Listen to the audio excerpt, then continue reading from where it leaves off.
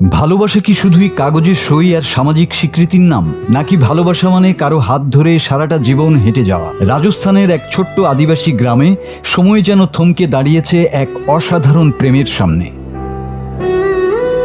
রামাভাই খারারি বয়স ৯৫ আর জিওয়ালি দেবী বয়স ৯০। প্রায় ৭০ বছর ধরে তারা একসঙ্গে বসবাস করছেন। একই ছাদের নিচে কাটিয়ে দিয়েছেন জীবনের হাসি, কান্না, অভাব, সংগ্রাম আর অসংখ্য স্মৃতির মধ্য দিয়ে। কিন্তু আশ্চর্যের বিষয় হলো, এতগুলো বছর একসঙ্গে থেকেও তারা কখনো বিয়ে করেননি। কারণ তাদের সমাজে প্রচলিত ছিল এক বিশেষ প্রথা, নাতা। এই প্রথায় নারী পুরুষ একসঙ্গে জীবন কাটানোর সিদ্ধান্ত নিলেই সম্পর্ক স্বীকৃতি পায়। সাত পাকে বাঁধা মন্ত্র বা কাগজের সইয়ের প্রয়োজন হয় না। এই নিয়ম মেনেই শুরু হয়েছিল রামাভাই আর জিওয়ালির পথ চলা।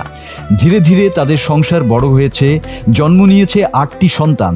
তারপর নাতি নাতনিতে ভরে উঠেছে পুরো পরিবার।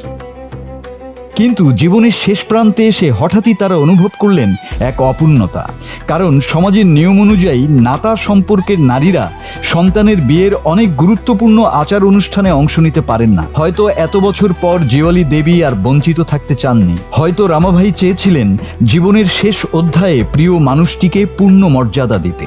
তাই ৯৫ বছর বয়সে দাঁড়িয়ে রমাভাই আবার প্রেমিক হয়ে উঠলেন, আর ৯০ বছরের জিওয়ালি দেবী সাজলেন নববধূ। তারপর গ্রাম জুড়ে বেজে উঠল ঢোল।